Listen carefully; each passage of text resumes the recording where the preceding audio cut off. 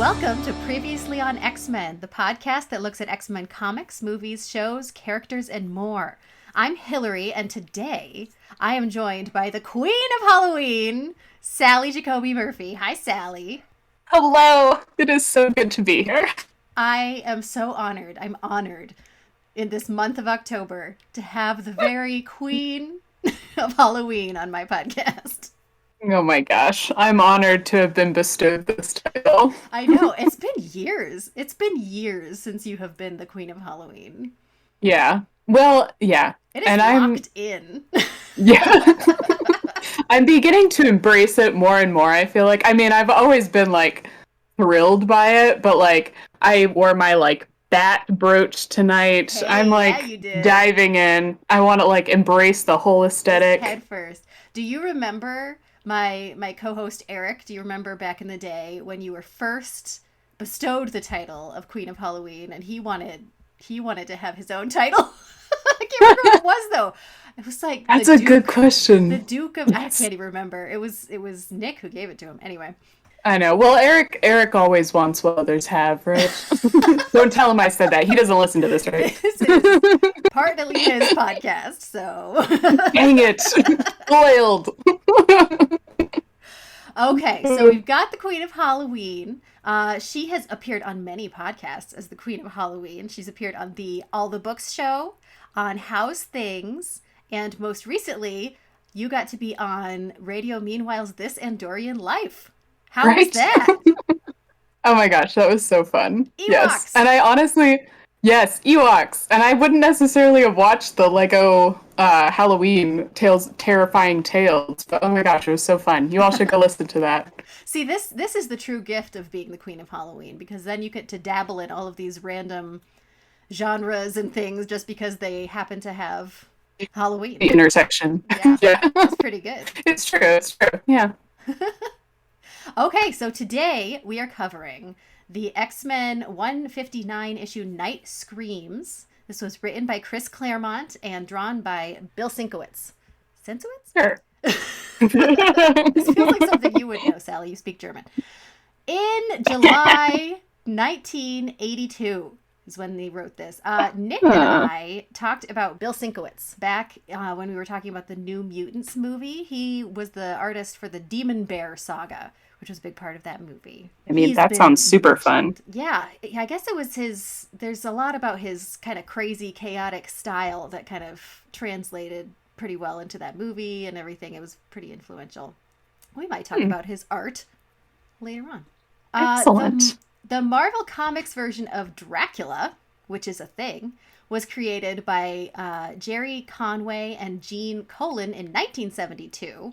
He appeared in a 70-issue series called The Tomb of Dracula, and then he just kind of pops up here and there just since then. He just keeps popping up. And I guess back in the 70s, this was a big monster explosion in the Marvel universe because the Comics Code Authority apparently had been suppressing this kind of thing, and they relaxed their horror restrictions in the 70s. That is fascinating to know. Do you want to know some other horror comics from this time, Sally? I definitely do, yes. I'm going to do them in order of the names that I like. Okay, the first one, Werewolf by Night. Fine. Oh, yeah. Man. They usually are. They're often by night. Yes. Do werewolves? Man. It's during the full moon, but is it only at night that they're werewolves? I think it depends on the specific iteration of werewolf, but I think generally it's assumed that they're only by night because it's by moonlight that they transform. Okay, so it's not just the period of time; it's the actual light of the moon. I guess that makes sense because then they're living their life during the day and then they go maul people at night. Okay, yeah, so just living their life, living their wolfy life. Do you want to know my favorite one this comic came out at that time? What? Manphibian. Manphibian. It's already sold me. That is already also my favorite. I don't care what that's about. I will love it. That's what we should have read. All issues of Manphibian. Or Amphibian. Is he a frog? I know nothing. Listen, I say he's my Interesting. favorite, but it's exclusively the name. That is it. I know Well, yeah, I nothing mean, about it. you don't need Manphibian. to know anything else. So good. But we're not talking about Manphibian. Today we are talking about night screams. Sally, have you read Dracula? Like the book? The book, yes. Like the Bram Stoker book, yes. Okay, so before we get into the plot, Sally, how does Dracula in this compare to real Dracula in Bram Stoker's Dracula?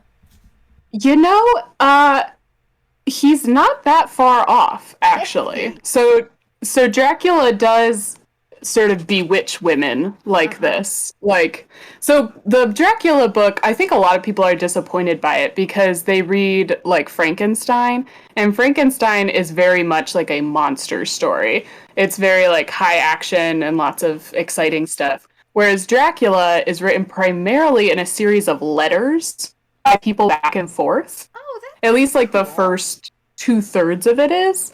And it's very like old timey, like, as I was wandering in the castle, I saw up on the hill this darkened figure. And so it's a little like more low key, but it does have that like very witchy, creepy vibe. Mm-hmm. And Dracula, so he does bewitch women much like this. So he kills some people, but if he doesn't completely drain their blood, then they become sort of like this creepy, bewitched thing. There are some specifics in here. Like, I actually looked up because they have the line where they're like, she dies for 3 days and then is Yeah. brought back to life. And I was like, I don't think that that's original, but maybe I'm wrong. And I actually looked that up just to make sure. And I was like, no, that's not in the original book.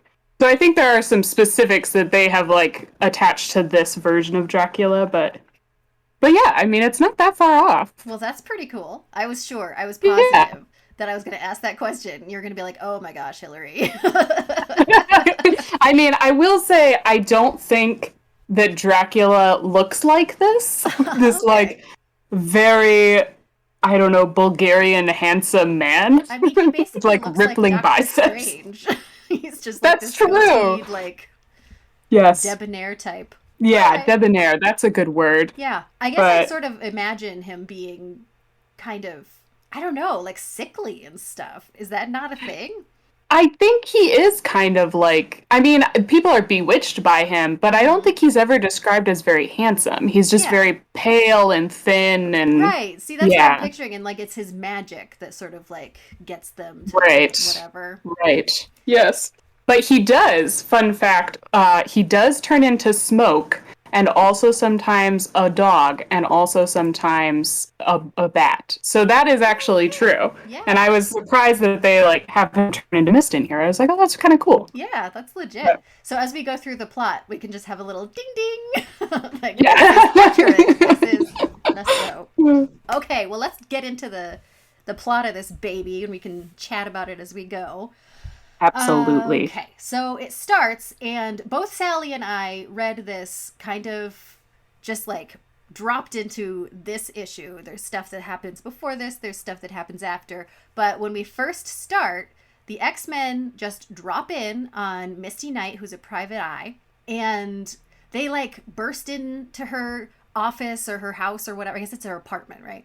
And in their various mutanty ways, Kitty just goes straight through the wall.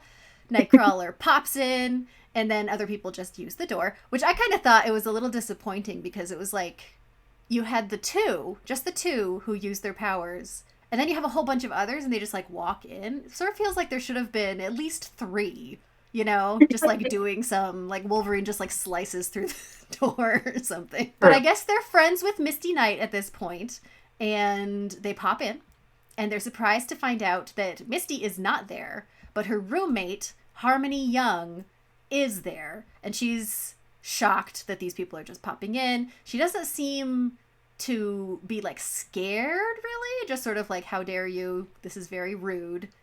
But Mhm. I guess she must know to some extent who they are. There's not just like monsters suddenly appearing. But Yeah, she's it freaked me in.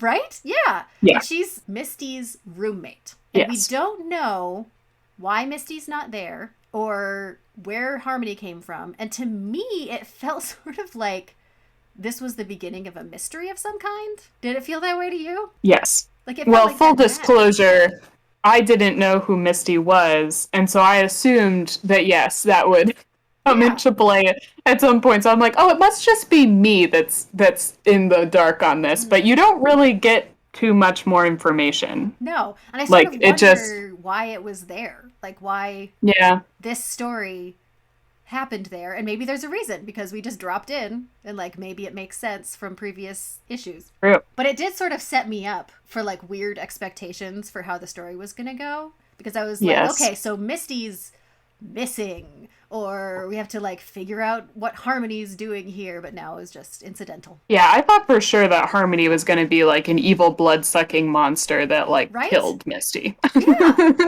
And it's not even just like, oh yeah, I'm her roommate. She's a fashion model. She's like a Yeah. famous model that Kitty immediately is like, oh, I know who this person is. So again, this just feels like a setup for something. Like clearly this will matter. And, you know, maybe it does elsewhere, not in this specific issue. But not to us. Not to us, apparently. But so they decide that they're just going to leave because Misty's not here, and why would they stay? But Harmony's like, well, hey, you know, if you're friends of Misty, then, you know, just stay here. And then we find out that the reason they're in New York is because Kitty is visiting her parents. And so I guess they all just took her there as a group to visit her parents. Or it is. And then they're all gonna, who is it? It's Wolverine, Nightcrawler, Colossus, and then Storm and Kitty. Yeah, that's it. So I don't know. I guess everyone else just wants to go on the town in New York and use this as an excuse. Storm is going to take Kitty to see her parents. And everyone else is just going to chill with Harmony. Kitty has a change of clothes. Storm does not have a change of clothes. So guess what? She's going to have a little dress up time with Harmony. They're going to find new clothes. What kinds of clothes did you expect them to come out with after that little closet extravaganza? Some very sexy clothes. Right? Some a night on the town clothes. Night on the town. She's a fashion model. I don't know. Maybe it's the time that it came out. But Kitty comes out. She's got like a sweater set kind of situation, right? Like a skirt and a matching sweater. And I honestly can't even remember what Storm was wearing. She's wearing like a business casual 1980s jacket situation, complete with what I assume are like shoulder pads and a turtleneck. Mm-hmm. Yeah. It completely like blew over me. I was just like, and she's okay wearing that, I guess. I bet you liked it. I mean, I don't hate it, but it was also like I expected there to be like everybody be like, "Oh, guys, wow! Like, are you sure that's what you want to go see her parents in?"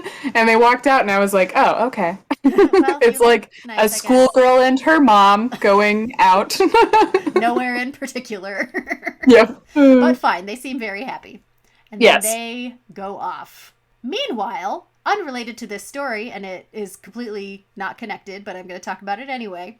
In Rio Diablo, Scott and Alex Summers are wandering in a desert, it appears, and talking about how they've just discovered that Corsair, who's with the Starjammers, he's like a Sally. You know what? I should tell everyone. Sally doesn't know anything about the X-Men. I was dropped completely into this like cold issue.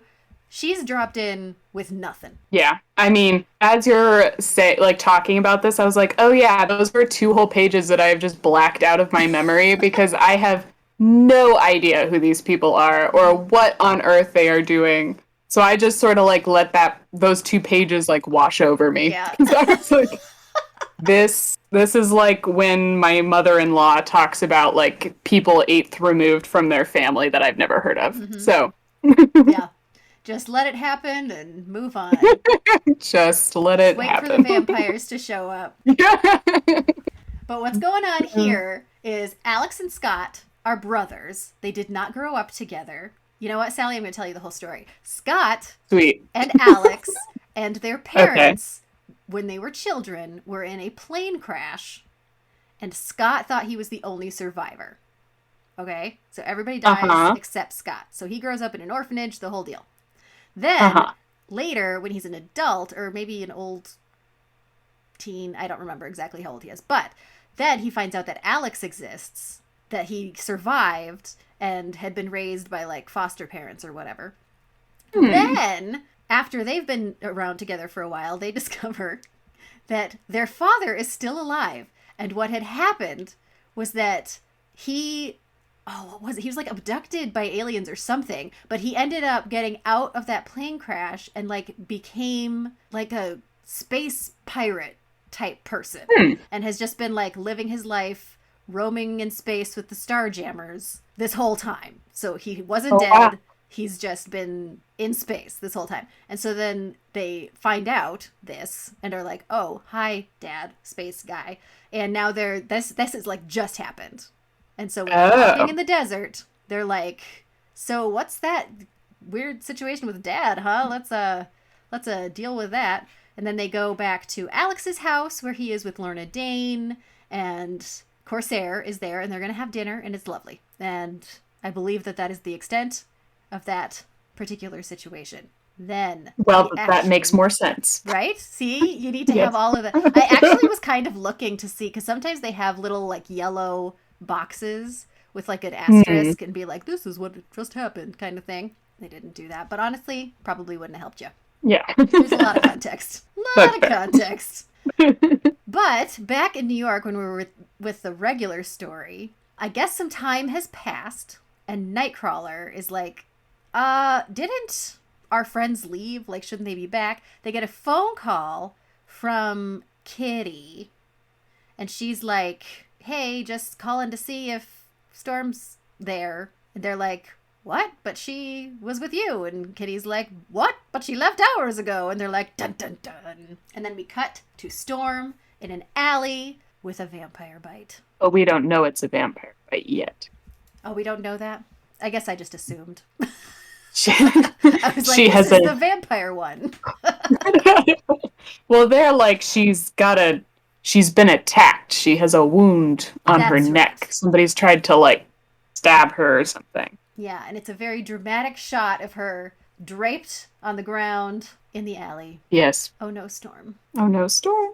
So the next thing we see, she's been rushed to the hospital. Someone must have discovered her.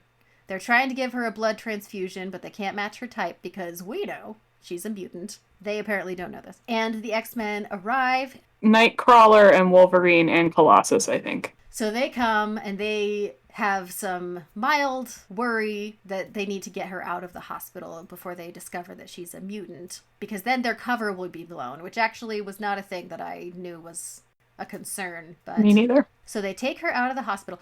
The doctor who works on her, there's a lot of crazy art for her. There is. I agree.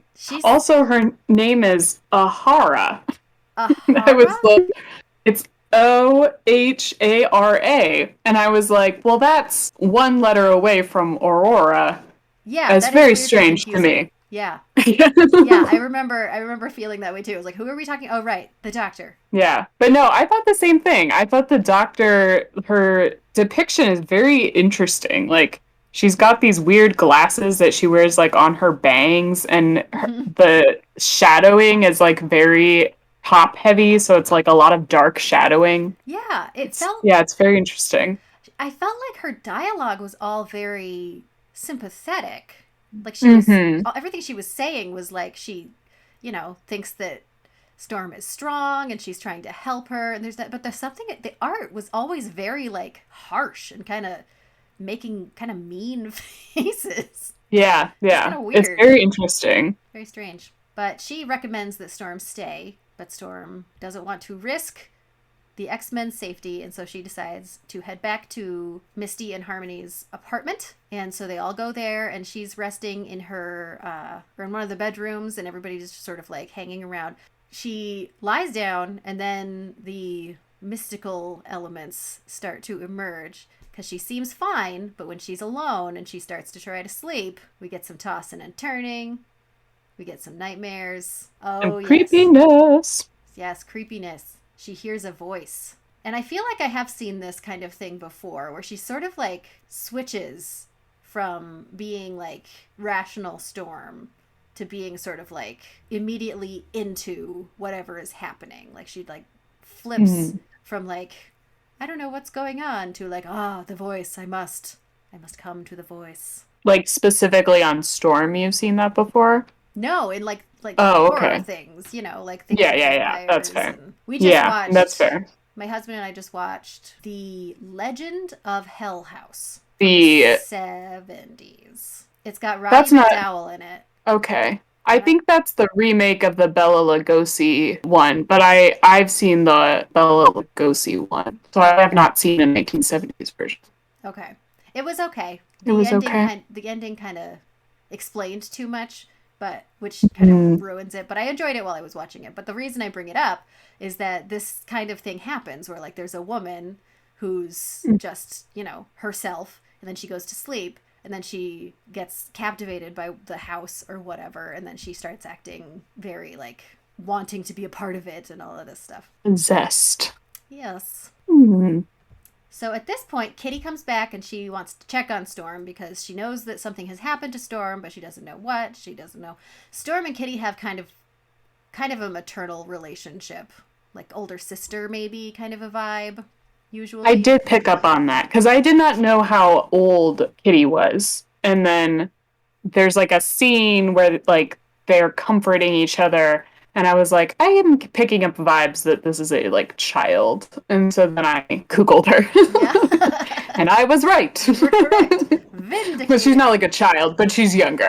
Yes. Yeah, she's the youngest and she's like 15 or something when she first joins the Hmm. X-Men. So she's got a very kid kind of a vibe, and Storm is her like mentor and stuff. Hmm. So she comes in and it's daytime. That's important because Kitty comes in and she opens the curtains and oh no, the light, it hurts me. Storm is very upset and she looks very beat up and kind of old. Hmm. And Kitty is very concerned, but Storm says she's fine and she has a black scarf with a very fancy D on it that she says she got from a friend. Whoever that might be. And then I like this part. Kitty leans in to check on her, and like light glints off her Star of David necklace. Kitty is Jewish, Sally, in case you Yes. didn't know. She's got her Star of I was David. like, as I was reading this, I was like, do they always go into the X-Men's like I feel like there's a lot of moments in here where you get like unnecessary information about the X-Men. Like they refer to someone as the Russian mutant or like the German mutant or in That's this true. case the Jewish She's mutant the or one who later is Jewish. she's the Jewish one. But then later they're like, I can't remember, is it, well, Nightcrawler, they specifically are like, Nightcrawler is Christian. But then they also specifically are like, these two are agnostic. Yeah, it's true. It's true. Actually, this is And I was interesting. like, It is a big part of Nightcrawler's character that he's this devout oh, Catholic, and I think he was in a monastery and all of this stuff. But this, I believe, is the first time that is mentioned. That he's like his oh, faith. That this is mentioned in this special Dracula related ship. interesting. But I do I like that. mean, I like how that happens. I mean, that's getting a little bit ahead, but I like that aspect of the Dracula thing where like you have to believe in the thing that you're holding the symbol for, otherwise it doesn't work against him. I think that's interesting. yeah, I did too. I think that is interesting. But anyway, that all comes back to Kitty leaning over and her Star of David necklace glints in the sun or whatever, and Storm is like, "No, this hurts me." And so then Kitty runs away. And I mean, do you think she is onto it like right then? I got no, my impression was no. I mean, I think she knows something's wrong, but I don't think she suspects. Okay. I guess You I think she felt like does? I don't know. I felt like it was a pretty quick thing for her to be like, "Wait a minute." I don't think she was like, Mm. this is what's happening. But she seemed to notice with the necklace. That's true. Well, and I guess she does come back pretty quick. So maybe, yeah. Yeah. Hmm. What would it take for you to walk in and like check on a sick friend and walk away thinking, I think she might be a vampire? Honestly, it would take less than it would for me than I think for you. That's probably true. I think if I opened a curtain and you were like, "Oh, Sally the Light," I would be like, "Is Hilary a vampire? Maybe." I should play with this. But This if seems like I a was really wearing easy a prank. but if I was wearing a Star of David or a cross or something and you freaked out, that'd be the end of it for me. I'd be like, she's definitely a vampire. It's like in The Office, there's that episode where the bat gets in and Jim pretends to be a vampire for Dwight and he just keeps Yes. like he picks up the bread and he's like, "That bread is white hot." Karen's like, "Jim, this garlic bread is cold." Like I would be in Dwight's shoes. I would be like 100% Jim is a vampire. Follow-up question, would you still be my friend if I was a vampire? I mean, I would want to be your friend. The problem is, are you in a Spike situation where you've are bound to be my friend, or are you going to eat me? Yeah, that's a Yes. problem. That's a problem. I don't want you to eat me, but I would want to be your friend. Okay, well, it's good to know where the line is for when you'll Yeah. stop being my friend. Yeah. It's I good mean, to it's know. somewhere between eating me and being a vampire, I guess. Okay, that's good to know. I'll make a note. I will make a note. Okay, so Mm. Kitty runs off, and then the next thing we see is Storm at night, and she's doing her whole weird kind of captivated thing. She goes over to the window to, dun dun dun, admit her lover. And who is her Mhm. lover, Sally? It's Dracula. It's Dracula! I very much Dracula. like that it's not just a vampire, it is Dracula himself. Oh yeah. It's the main man. Yeah, Prince of Darkness. Prince of Darkness, Dracula, who has been Mm-hmm. wandering the streets of New York City apparently, looking for a woman wandering home to attack. And I mean, if I were him, I think he chose right because, I mean, who, like, Storm is, she looks like the Queen of Darkness, and I feel like she is a fitting Queen of Hell to It's pretty reign with good. him, so, She yeah. would rock it out pretty hard. Yes, she would. Oh yeah. But it is not to be because Kitty, using her mutant power, bursts through the wall holding a crucifix. It's not a crucifix, it's just a cross. Yeah. Holding a cross. But Dracula just swats her away Mm-hmm. because She's Jewish. she's Jewish. She She doesn't doesn't believe in in Jesus. Jesus. So it doesn't have any power on Dracula. Then he attacks her and like goes for the neck, as Dracula might. But then we have that Star of David pendant from her necklace, and she's like, that worked on him because I believe in that. Yep. So he says, you got me now, but I'll be back. And he flies away. Kitty sort of tries to get Storm. She's like, now's our chance. We're gonna fight him. And Storm's like, go away. This is what I want. You're never gonna see me again. And she flies off. And they go off into the night, never to be seen again. Kitty runs out to the living room and is like, I'm sorry I didn't say anything because I didn't think you'd believe me, but Storm just ran off with Dracula. I feel a little bit if she's at the point where she's like bringing a cross and like bursting through the wall, that maybe she probably should have said something to somebody. Yeah, it's a lot of commitment for, like, if you're not 100%. Yeah. And like, how did she get in without, you know what I mean? Like, if it's through the wall, I'm trying to picture the layout of this apartment. If she's coming through the Sure. wall, she probably is She coming from the living room where all of she them might have are. gone, yeah, she might have gone through, like, the bathroom. All right. She just snuck into the bathroom and was like, all right, now's my chance. Burst in. I'm like impressed that the X-Men have a bunch of crosses laying around their apartments, Just laying around. Like but they're more large religious than I wooden realized, so crosses. Maybe she just like snuck into Nightcrawler's room and was like, he'll have something. Got it. Okay, so she runs out to tell Wolverine and Nightcrawler and Colossus, who are chilling in the living room. They don't really. They sort of think maybe she's imagining some parts of this situation because Dracula, but Nightcrawler actually is pretty quick on board with it. He's like, listen, she's not just some kid or whatever. If she really thinks that's what happened, then that's what I think happened, which I thought was pretty cool. Mm-hmm. He's with her on that. Now I agree. they said, what did he say? He says something, his home in Bavaria, or what does he say? He says something because I remember thinking, is that in Germany? And I do not know. Yes, it is. Bavaria? Bavaria is the southernmost state of Germany. Okay, well, that makes sense then. But I That's where think, Munich is. oh, well, all right. That sounds And like something I should know. yes, where Hitler did a lot of his bad stuff. Cool. Cool. Love to have a Hitler reference.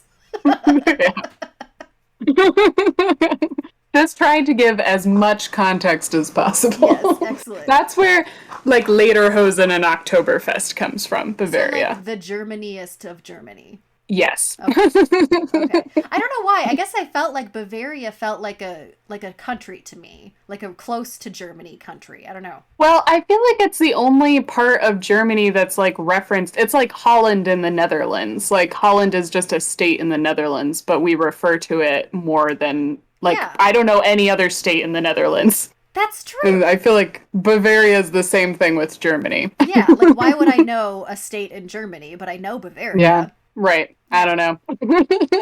What a strange. Got some geopolitical nonsense happening here. Okay, so regardless, they still don't really buy that it's Dracula, but Kitty has the presence of mind to be like, okay, whatever, even if I'm imagining it, we should probably go get her, right? She's like sick and she just flew into the night, and so they decide they're gonna go. And so they track her to the Belvedere Castle, which is apparently in Central Park, and Dracula reveals himself. And they're like, oh, well, I guess we're in the right place, so that's cool. And then we have our first big fight scene. There's Dracula. There's wolves. There was another thing. There was something other than just the wolves. There were rats. Rats. That's it. There are rats coming after them and giant, like, demony dog things.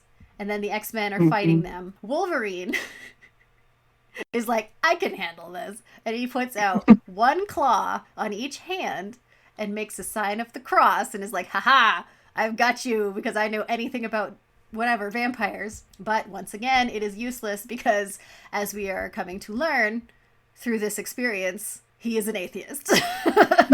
Yes. At least an agnostic, definitely. Agnostic. He's not a dedicated possibly straight up believer atheist in Jesus Christ. And so his cross has no bearing on Dracula. And so that doesn't work. But then Nightcrawler pops up from behind and is just like, oh yeah?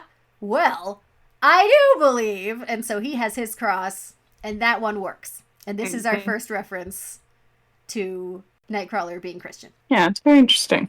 Yeah, I think that is interesting. I think it's interesting too. I wonder if like that was just a part, like if they have like a character mock-up that they kind of refer to, and that was always just part of it, and this is the first time they reference it, or if they just put this in here and then everyone was like, oh, Nightcrawler's Christian now, let's make stories about that. I wonder. I'd like to think it's the first because I think it's like a very interesting facet of his story. Yeah. But I'd accept the second. Hey, Sally, did you read the German? He has a couple like little German lines. Did you? I did. Yeah. So you're like, hey. Yeah, it's funny because he uses the German formal. So he says, Wie geht es Ihnen? Which is like, how are you all doing? Instead of being like, hey, how are you? That's funny. And I think that's funny. It also seems within his character to do that. But I know. yeah. I was just sort of trying to think because it does feel like he has kind of this formal, but he also is like a playful kind of character.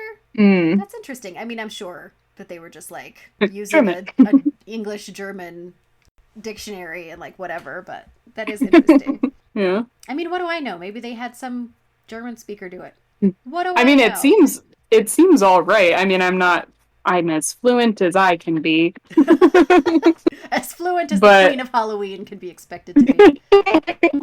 But it seems all like proper and good to me. Oh, well, good. Good job, X-Men. Good job, X-Men. So while we're having this crazy fun fight and everybody's distracted, Kitty is sneaking by to get into the castle, which seems to be like a crypt, but I don't know if it is. Like, I don't know anything about Belvedere Castle.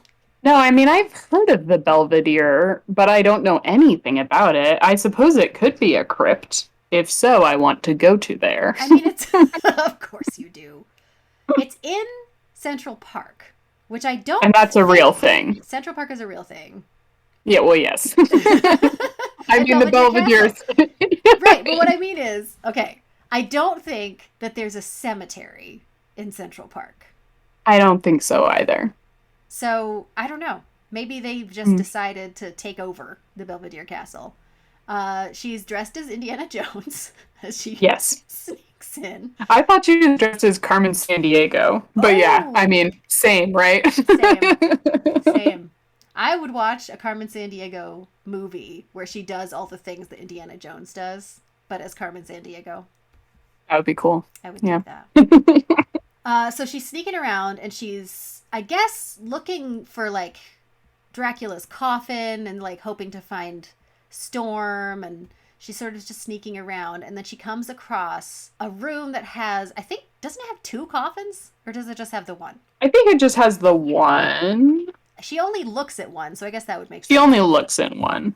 But she finds this and she's like, "Oh no, I hope that Storm isn't in here." And is this where she says the thing about her being dead for 3 days? Yeah, because she's like, I'm gonna ruin it for her. Because then she can't go to sleep and she has to rise for 3 days before she is like a vampire. Yeah. So I guess Kitty must have like gone to the library or whatever people did before Google to like figure out what is a credible source for vampire lore. Yeah. But she's got all of her ideas about it. She thinks she has it kind of figured out because she ruins the coffin with the holy water, but then Storm appears and is very vampire-y. She's got the fangs and everything. And this seems to throw Kitty's mythology for a bit of a loop because she shouldn't be a vampire yet because she didn't get to sleep and then be a whatever, dead for 3 days or whatever it is. But she's already vampire-y, and Kitty's, trying to be brave and like, if she's a vampire, I have to kill her even though I love her so much. But then Storm, like before, Storm has been very much like, Kitty, like, this is what I'm doing. I love being a vampire. Dracula's my bee. What is it? My boo. My bee. That works too.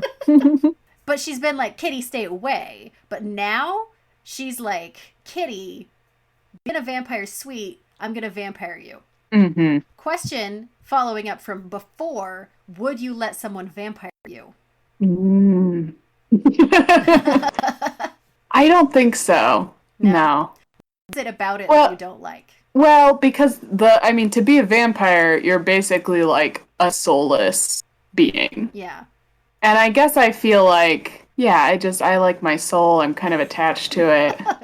If given the choice, you'd rather have your soul than not. Yeah. What would you allow someone to vampire you? I wouldn't, and I feel like it's a little more about just like being around forever. That's creepy. You're just like, there's fair. just nothing. You can't die even. That is true. Well, and it would, I think a lot of vampire lore talks about them being super lonely, but also, like, can you just imagine like living forever while everyone you've ever loved has just died, and you'd have to constantly be having to make new friends, and that's like the worst.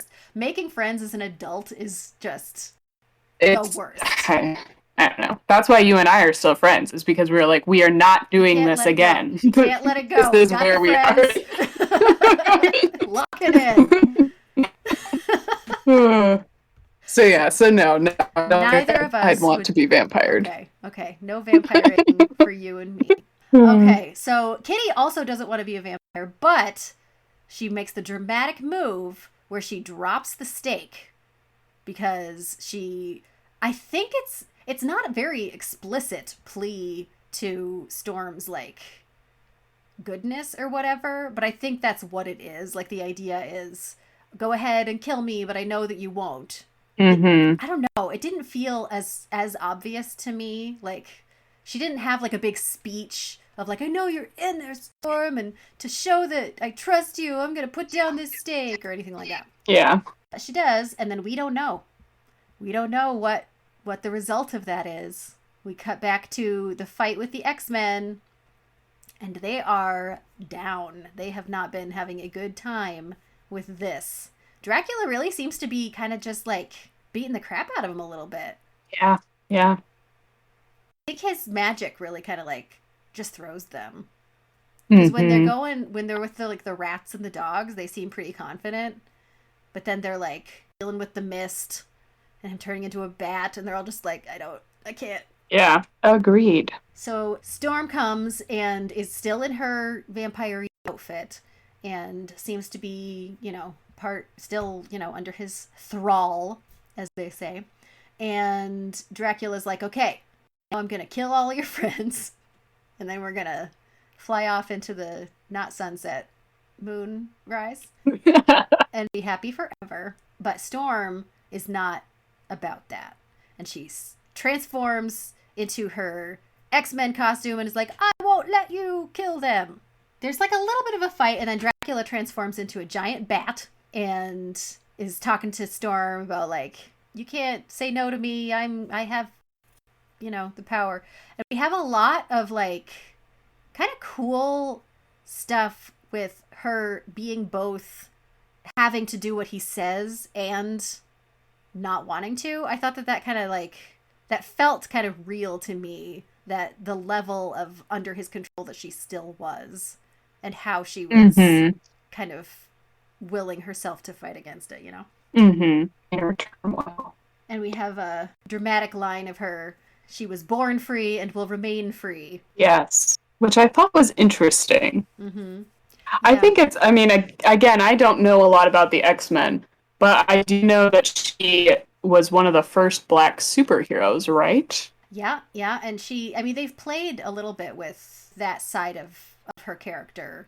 Yeah. I think it's just an interesting line, and maybe I'm like reading too much into it, but I feel like it's a weird line because most people are born free. Mm-hmm. Um, but I think it's particular poignant to her, and I don't know a lot about the X-Men, but I do know that philosophically they're often used as like the underdogs or people that are like society has Mm-hmm. outcast.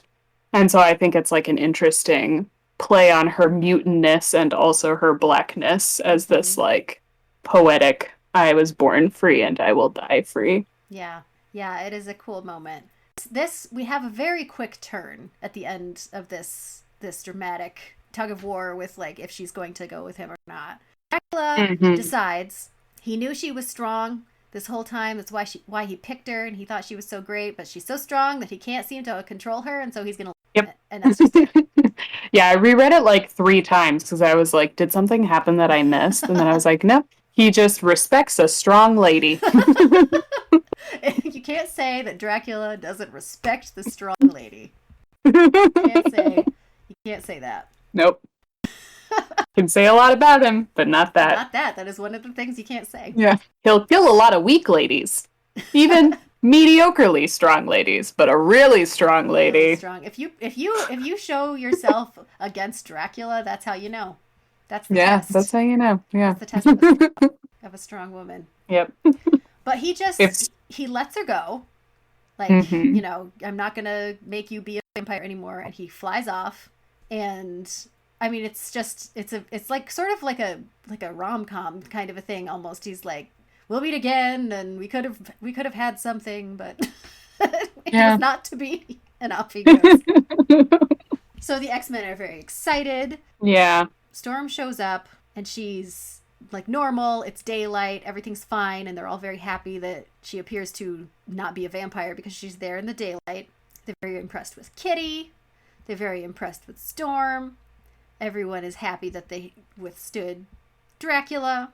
And that's it. That's the end of the story. It does have a little tag that I'll just mention, but has nothing to do with the story, because Moira McTaggart calls Storm and is like, hey, go get Scott and come here because Xavier's getting worse. That's just it. That's just a cliffhanger. Xavier has been on, I'm just going to tell Sally, Xavier, before this moment, has been on Muir Island, which is where Moira McTaggart lives. And she's like a scientist and has like a lab and stuff. Ah. And Xavier has been like in a coma or like a catatonic state during this whole time. Hmm. So this is just, I guess, their way to get us back into like the regular storyline. And then going forward, that'll be happening. So that's Night Screams. What'd you think, Sally? I really liked it. I don't read a lot of like comic books. So like Mm-hmm. I dabble in graphic novels, but like this is not something I often read. And I was like really pleasantly surprised. Like I got into it really fast and I enjoyed it and I thought the characters were interesting and even like not knowing that much about the X-Men, I feel like I could follow it pretty well. So yeah, I really enjoyed it. Yeah, that's good. Well, and it's interesting because like even so like I do not know the character of Kitty. Like she is someone I've never heard of before. But even just through the artwork, you can tell that she can move through walls. And so I was like, oh, that must be her thing, is that she can like go through these walls. And it's interesting to me that like comics are capable of doing that, like without any backstory, just like through a simple image they can Yeah. sort of just give you all this filler, which I think is pretty impressive. Yeah, So, that's yeah. true. I wonder because it's like its own standalone, like scary story, if it sort of fits a little more with just like a general graphic novel because it doesn't rely as much. Like it's got those little tangents where it's like, meanwhile, Scott's doing this thing in the desert. But like the story itself is so self Yeah, contained and kind of like that's weird true. and not the usual type of story that the X-Men would Yeah. do. Well, and I do think, like you said earlier with Dracula, like, I mean, he has this ongoing arc in Marvel, I guess, Yeah. which I did not know before this. But him being sort of this outside character is kind of interesting too, because I think it has an opportunity to pull in people like me who don't maybe follow like comic books in the same way. So that's Yeah, pretty that's cool. true. Yeah, you're just like in a comic book store and you're flipping through and like, oh, Dracula. I'll read that Yeah, one. I'd read See, now you that. should like find all of the individual Dracula issues in all of Marveldom and just only follow that character. I would totally do that. Because he comes back with Storm, right? Later that same year, he comes back. Oh, So that's cool. right there, there's like some little internal consistency with that character. Yeah. Yeah. Well, and again, I don't know that much about X-Men, but I do find Storm's character really interesting and compelling. So, like, I would totally pick that back up. Yeah. But Is she, would you say she's your favorite? Do you have a favorite X-Man based, I guess, just on this or anything else you've done? I mean, so the only amount of real comic book involvement I have is I did as a kid, I really loved Nightcrawler. Mm-hmm. And I had a box of comic books that weirdly my pastor gave me. And in there were a bunch of Nightcrawler comics. And so I've always really liked him. And I wouldn't say that I'm like an expert or anything, but I did really like reading those as a kid. So I guess like Storm might be my favorite as like a self-realized adult, but I Mm-hmm. think I have a soft spot for Nightcrawler. So yeah. Yeah. All right. Is it the darkness? Yeah. Is it because he's like a dark elfy type person? That seems like Yeah, it would it speak to definitely is. you. Yeah. Well, and I think, yeah, I mean, yes, it's the darkness. I mean, Yes. one of the things that I've always loved about comic books in general is the way they deal with light and dark and how most characters have like a very insular understanding of evil and good. Hmm. But I've never just like latched onto them in the way I want to. And I don't really know why that is. But for whatever reason, his storyline was like accessible enough for me to be like, this guy's creepy. And I also like the way he is like both good and like also has this sort of dark side to him. So Yeah. Have you seen yeah, any of him being a pirate? He's a pirate for a while. no. Yeah. But that sounds amazing. Yeah. I love I it. like Who is it? Nightcrawler because he's like a he has there's this thing that they play with a lot in the X-Men with these very certain like very particular mutants who have physical manifestations of the mutation. So it's like Huh. within the subset of mutants, you also have a further subset of mutants that you know are mutants. They can't like walk around in regular culture Oh. without people knowing and all of this stuff. So there's a lot of stuff they play with that. But Nightcrawler is really interesting because he's incredibly visible as a mutant, but he has a lot more of like a lightness to him than I think we get a lot of the time with those types of mutants, which I think is cool. Like he's just sort Huh. of he doesn't let it get him down, I guess. Yeah.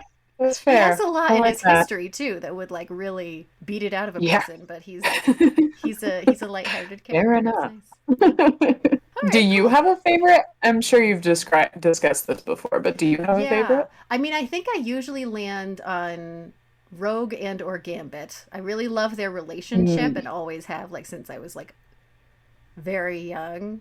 So I usually land on those two. I think if I had to pick one of them, I would actually pick Gambit, which like Huh. I want to pick the woman, but I just Yeah. like his whole vibe and stuff. So that's probably what I would say. Nice. Yeah. While I've got you here, you're an artist. Our listeners might not know this. You're an artist and you come from a very artistic family. So I wanted to talk to you about the impressions that you had of the art in the comic in general and also specifically as like a creepy kind of a comic and if there was anything you saw in there that felt, interesting to you. Yeah. Well, I appreciate you referring to me as an artist. It is I like certainly. if I had to like list five things to describe you, artist would be one of those things. So Oh, well, thank you. Thank you. So my dad is a real artist. That's his profession is he's a painter. So I always feel a little like awkward being like I'm an artist because I'm not by profession, but I do like to dabble. And I did appreciate the art in this a lot actually. And like I said before, I don't read a lot of like comic books, but I do read graphic novels, and I have always enjoyed comics. And it's just, I think, as like a literary form, it's just like a beautiful thing to engage with because I think the way your brain reads a comic book is just so interesting because you're like taking in the art at the same time. But I enjoyed the art in this comic a lot. I mean, we were talking about like women, and I think it's interesting to see how women are depicted in comics. And this hmm one, particularly, the way they use like the shadow and stuff to sort of transform how the women look throughout this comic, I think is really interesting. hmm Like their character choices. And there's a few points, like there's even a point where like Storm almost looks cat-like the way hmm they shade her. Yeah, and she's got And like it's the really purely eyes. just based on, She's yeah, got like a cat yeah. eye And at it's one like point. the way the light hits her face. So if they like choose to like shade her from the top down, she looks very like light and feminine. But if it's shaded from like the bottom up, she looks very like dark and kind of like cat-like. And I think that's like a really interesting choice. So obviously the artist knows what they're doing. I actually don't know. Is the artist a woman or a man in this? No, Do you it's a know? man. This was Bill Sienkiewicz. Bill Nice. Sienkiewicz, who Interesting. did I mentioned earlier he also did the New Mutants. I'd like to see your impressions of that one too. Read the New Mutants Demon Interesting. Bear saga. Huh. That's Demon another. It's bear. got a lot of like darkness and craziness. Yeah. Huh. That's very cool. But yeah, it's also interesting to me just like to illustrate action is something that I mean, I can't speak much to it because I don't do it, but it's just like fascinating to me how like somebody can put pen to paper and like illustrate action. hmm Like what a weird obscure concept, I but like know. we just sort of like it just take it in all the time because we're so used to it at this point. But like it takes a lot of like nuanced understanding of the way people move to like Yeah, be able for to do real. that. Just the anatomy, like So drawing it in there. yeah. How does a And even body like the move? way right. And the way you use like the frame. So like where is the action within like the square that you're looking at? Yeah. Which is also something like you don't think about when you're like reading it or looking at it, but like your brain is subconsciously taking in like where the action is within that box. I hmm don't know. Stuff like that's just really cool. Yeah. I feel Uh, like one of the things that I'm most often struck by when I'm reading comics is when they play with that, with like the frames, and you'll have the mhm. variety of, just the standard, what are they called? Just the little cells in a page, whatever. You'll just have like Yeah, one, yeah. two, three, four, and sometimes you'll have them Mm. really playing with it where there's like several and they're really close together or they're mirroring the same image and then they break free of that confines of the frame and all this stuff. I feel like that's the thing that usually grabs me the most when I notice the art.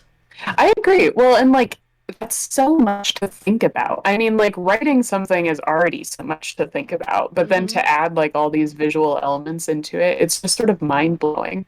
Yeah. I also think it's interesting the way like the artist puts in the speech bubbles because there are times when you'll read it this way and times where you like flip back and forth, Mm-hmm. but like you know what is supposed to come next, and it's almost like, well, how does my brain know to read like the top left and then the bottom right and then the bottom left, Yeah. but the artist has like placed these in such like a specific way that you just like know that's the way to do it, Yeah, it like and it's just directs so you in the impressive. right flow of the. Right, Yeah. like very subtly. And so, like, Yeah. there's five speech bubbles in this frame, but you read them in the right order. Yeah. That's just fascinating. People throw a lot of shade at comics like they're this lesser form of literature, but there is that extra complexity like that that's really, I don't know, intriguing and artistically like there's a lot to it. It's complex. Yeah, I agree. I agree. Yeah. I don't think it deserves any shade at all. No shade. What kinds of graphic novels do you read that aren't, like superhero stuff? I just recently read like the whole saga. I don't know, compendium, is that what you call it?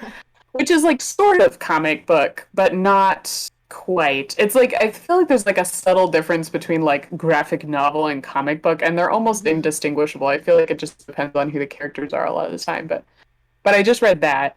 I think there's like 13 of them altogether, but I read them squished together. But then I also just like a lot of like I tend to like graphic novels just as a form of like what's the word? Biography. Oh yeah. Or autobiography. So I read like Fun House and Are You My Mother, which is like a duo. I can't remember the author's name right now, but she recently wrote them like in the last like 5 or 7 years.